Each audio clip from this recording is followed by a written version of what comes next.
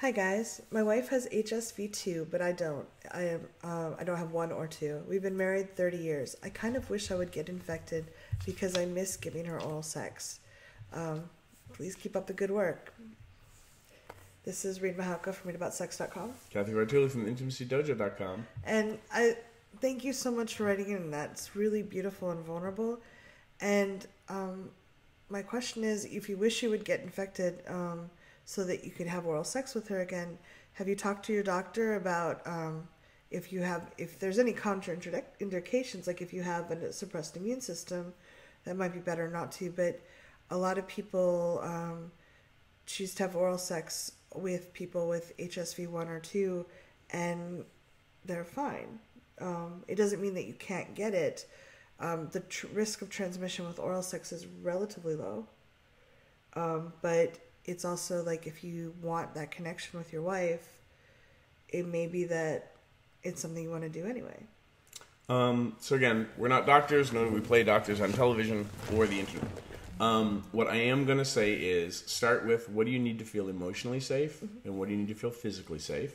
The physically safe part you're going to need to do some research on. So cdc.gov has some great information about herpes and risks and things like that. What's really great to understand is that HSV 1 and 2 are not fatal. While they, some people, percentage of the population, it's a smaller percentage, has really bad outbreaks, really painful outbreaks, and has them frequently. That, again, that's a small percentage of the society. If you're one of those people, my heart goes out to you. Yeah. I have herpes 1. I've never had an outbreak that I know of. So I'm one of those lucky people that just never seems to have any outbreaks. When you're not having an outbreak, you can still expose people to HSV 1 and 2 if you have it, and they could still get it from you.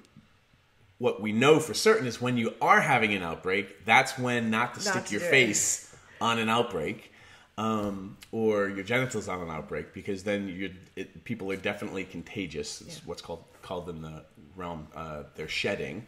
So again, risks are lower when somebody's not having an outbreak, but it's not perfect. Nothing in life is perfect. Herpes is not fatal. It can be a pain in the butt, literally, because you can get herpes around your butthole. And, it's highly stigmatized in our culture and in our society.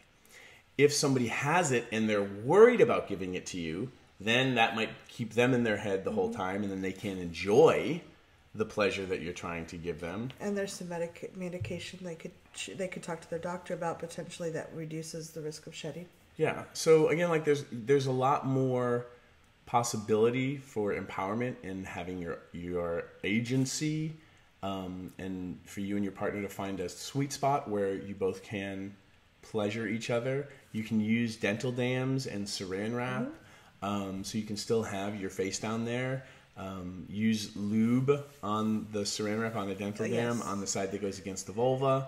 You can use condoms for penises and stuff like that, but it doesn't cover the nuts. So again, you can get sex geeky and find some ways to create safety in a way that is reasonable for both of you, and you still might get exposed. You still might get it. Hopefully, you'll have more knowledge, and it won't feel like the end of the world. Yeah. We hope this helps. Thank you for being so vulnerable and sharing these questions with us. I think that you've been married 30 years. It's really important to talk about what options there are and make a decision about what will be fulfilling for both of you.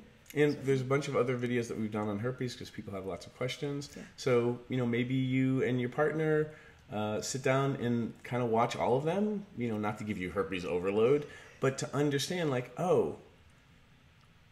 there's a lot of ways for people to have fulfilling, thriving lives and be HSV 1 or HSV 2 positive. Yeah.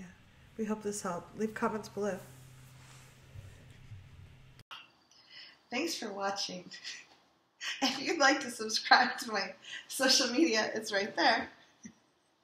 And please subscribe to this channel there.